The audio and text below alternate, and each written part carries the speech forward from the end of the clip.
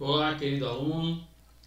A partir de agora, vamos estudar espelhos esféricos, mas a gente vai fazer um estudo analítico, tá certo? A gente vai analisar através de equações matemáticas e os seus resultados se a imagem é real, se é virtual, se é direita, se é invertida, se é maior, se é menor ou se é do mesmo tamanho, tá bom?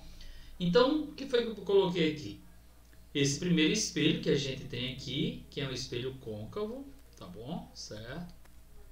Aí, Bandeira, por que o espelho é côncavo? Olha aqui a parte espelhada, a parte opaca, então a parte espelhada de dentro.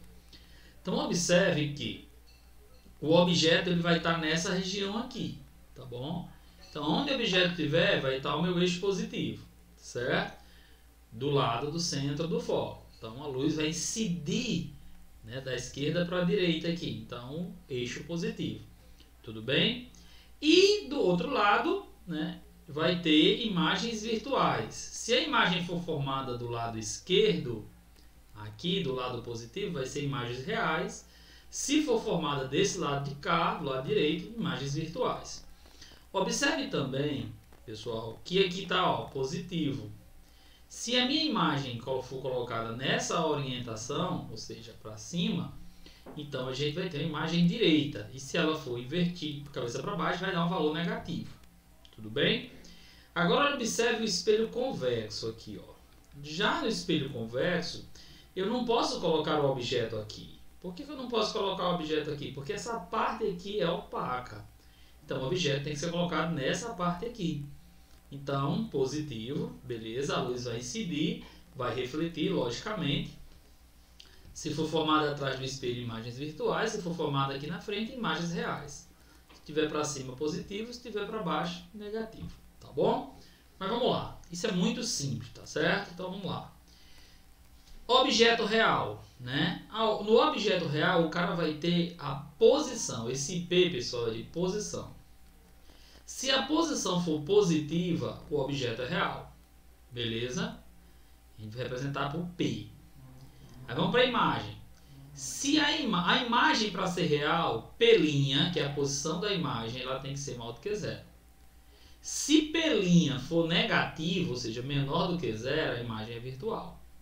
Então não tem segredo. P' positivo, imagem real. P' negativo, imagem virtual. Beleza? Se o espelho for côncavo, o foco é positivo, ou seja, raio positivo.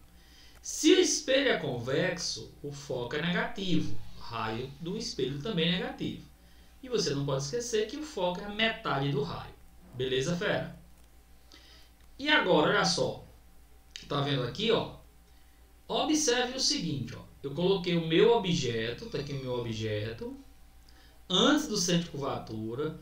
Utilizei as propriedades lá, paralelo no foco paralelo, e está aqui a minha imagem. Note que a P' e eu tenho I. Eu tenho uma posição para a imagem e eu tenho o tamanho da imagem. I é tamanho da imagem.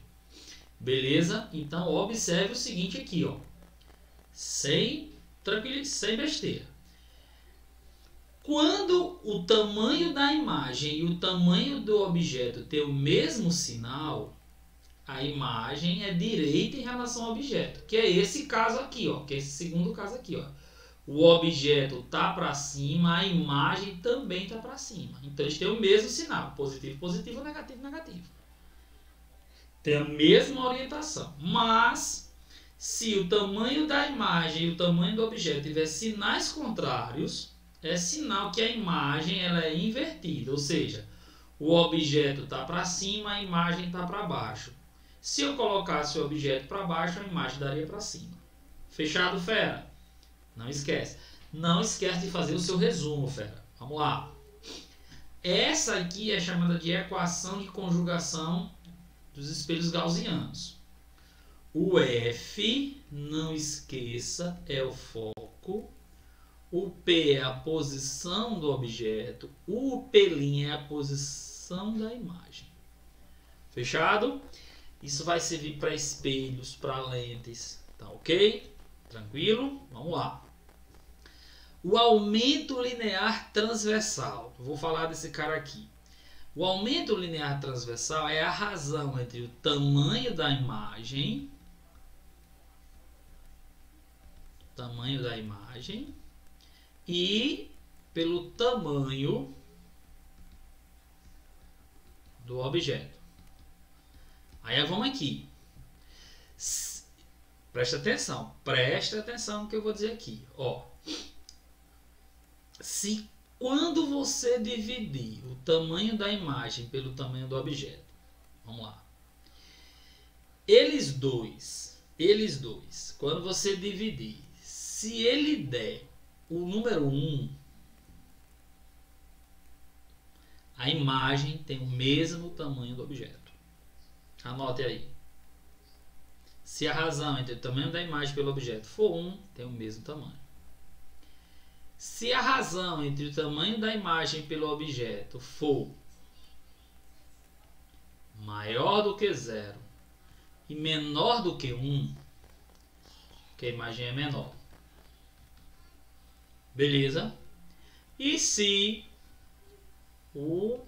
a razão, né, de I sobre A for maior do que 1, lembrando tudo isso aqui em módulo, viu, gente? Então, a imagem ela é o que? Maior.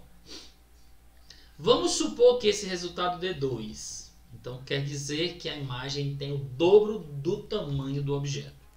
Tá bom, fera? Tranquilo? Beleza? Certo? Só um detalhe aqui, ó. Quando você dividir... eu tenho esse outro também, né? Mesma coisa. Quando você dividir o tamanho da imagem pelo objeto, se for positivo, se o resultado der positivo, é porque a imagem e o objeto têm a mesma orientação. Os dois estavam para cima ou os dois estavam para baixo. Mas se o resultado disso aqui der um número negativo, é porque um está para cima e o outro está para baixo. Fechado, fera? São tudo macete que é importante você ter isso na caixolota. Tá bom? E aí a gente finaliza e vamos para as questões.